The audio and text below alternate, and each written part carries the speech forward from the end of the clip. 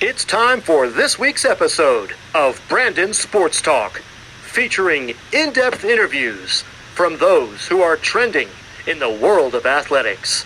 And now, here's the host of Brandon Sports Talk, Brandon Pate.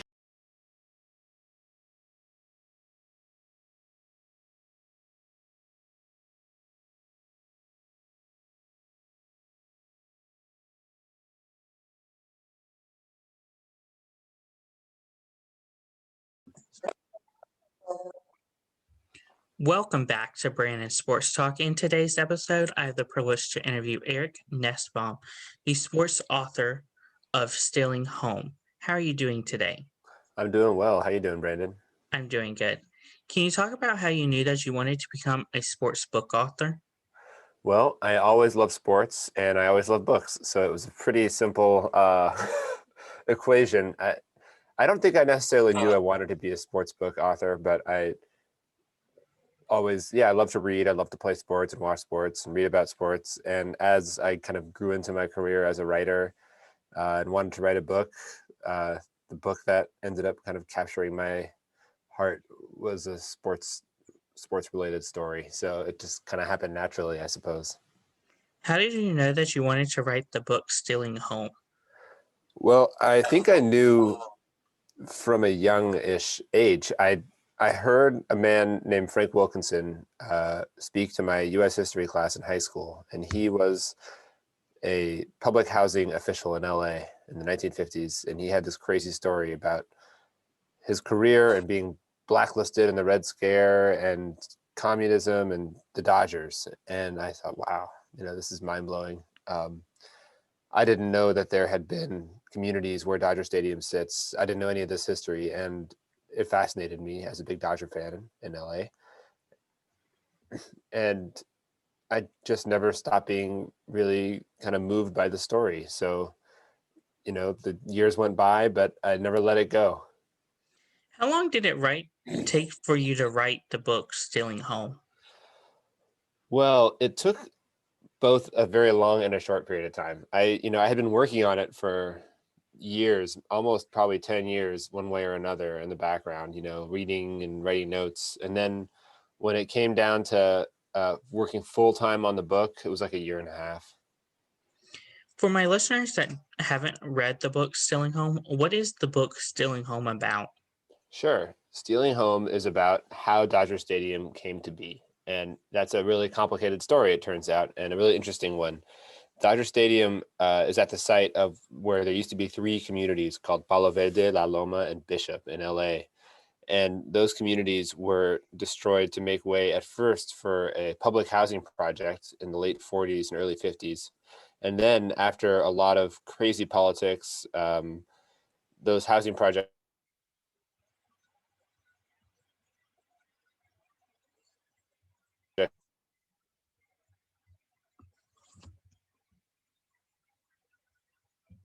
were canceled, and the city government had to kick out the remaining families. So the book tells that story. Of course, have you interviewed people for the book Stealing Home, and who are the people that you've interviewed for it? Sure. So I have interviewed so many people for the book that I don't think I can name them all here. But I spoke to a lot of the family members of people who were in the book, their children and grandchildren. So I mentioned Frank Wilkinson. I spoke to his children.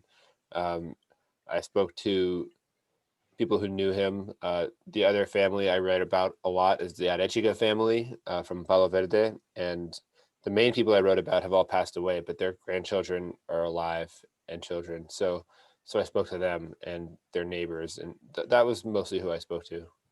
What was the process like of gathering the stories from the book Stealing Home? Sure, it was really difficult. It turns out that writing a book is hard. I knew I had a general sense of what I wanted to write and what I wanted the book to be, but when it comes to not just gathering the stories, and that some of that is reading books and like going through archives and looking at old papers, and some of it's talking to people and getting their stories and then putting it all together. But this was a really complicated story, and it was really tricky to actually put it all together in a way that would make sense and be compelling for a reader. What was it like to write for the Sports Illustrated? writing for Sports Illustrated was a dream come true. I had always grown up reading Sports Illustrated, being so excited when the magazine came in the mail every week. In ways I probably can't even understand, I was influenced by Sports Illustrated. So when I got the chance to write stories for them, it was surreal. It's still surreal to me that I got to write for Sports Illustrated. It was the moment when the first time in my career where I was really like, wow, I'm doing this. What was it like to write also for the ESPN magazine? Very similar. It was my first big break. I wrote for ESPN, the magazine, before Sports Illustrated, and I was living in Mexico at the time. And I had this story idea about gay and trans lucha libre wrestlers. And I thought, I'm going to pitch it. Sent an idea. And this great editor named Megan Greenwell accepted this pitch that was a pretty esoteric subject from an unknown writer in Mexico City. And it was so cool. The level of support you get from editors like Megan and from magazines like that, nothing really beats it. How did it feel for you to go on your first book tour and signing? Well, that's a funny question because I've done my whole book tour from Zoom. I haven't actually. The book came out on March 24th, 2020, so right in the beginning of COVID-19 lockdown. And more than a year later, I have not done an in-person book signing yet or an in-person book event. So it's been strange. I've gotten very comfortable talking on Zoom, but I have not yet spoken to a group of people in person about Stealing Home. What do you look forward to accomplishing when you do get to be in person to talk about the book Stealing a Home? I think it would just be nice to talk to people. I answer questions, maybe read a little bit of the book if people want to hear me read it. It's just an experience that you sort of look forward to and also dread, I think, as an author. It's a little nerve-wracking. What if nobody comes? What if they don't like it? But I would like to have that experience at some point. What was it like to write for the sports stories? So Sports Stories is my personal newsletter that I write with my friend Adam Villison, who's an artist, and he does an illustration every week, and I do a story, and we send it to your email inbox every Tuesday. It's really fun. We write stories from sports history and share them with people, little known stories. We get to do things that are kind of all our own. There's nobody looking over our shoulders telling us what to do, and I think it's a great product. Who are some of the people that you have looked up to while writing the book Stealing Home? Well, this book, I think in particular, has a lot of influence of my various teachers I've had over the years, including my parents and family. My mom was even a teacher. But I really benefited from some high school and college professors who kind of taught me, and even in post-college, about writing and about history. My U.S. history teacher who introduced me to this story, who brought Frank Wilkinson to our class, was Miss McAvoy.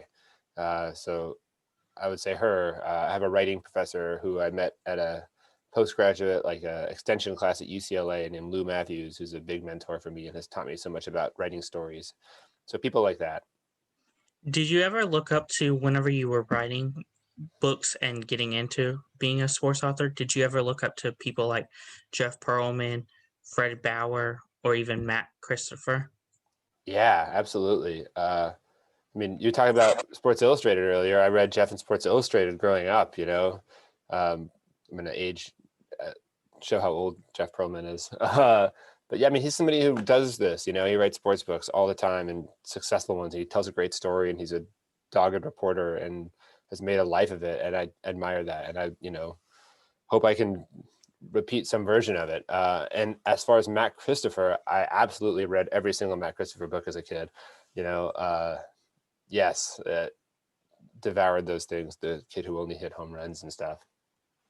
When you were getting into the business of being a sports book author, what were some of the interests that drove you to where you are now?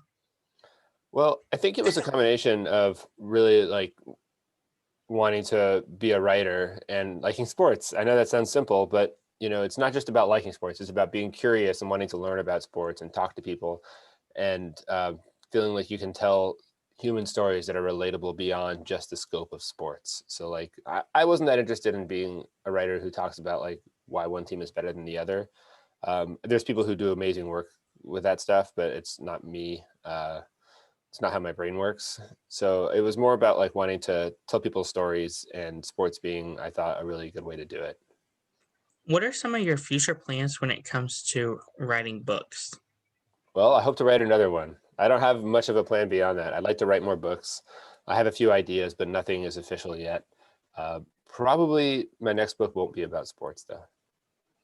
When it comes to writing books, and I know you said you weren't going to write another sports book right now, but when you do, is it going to be more of a baseball line theme, or are you getting into all sports?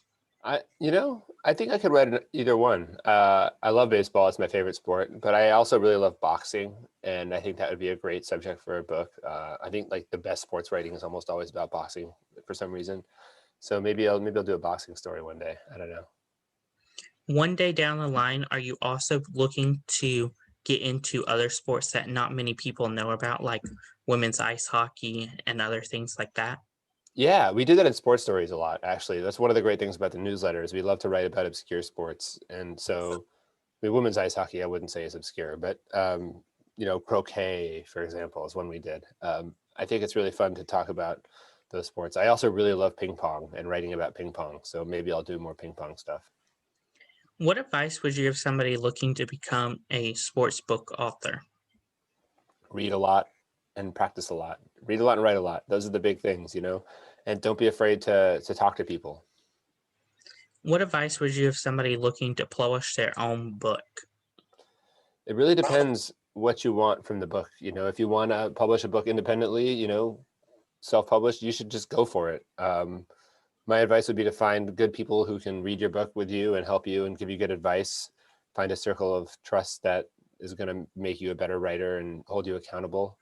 And if you're looking to publish traditionally, with a big commercial publisher or an academic press, you have to be persistent because you're going to get rejected a lot. And that's part of the process, and it's okay.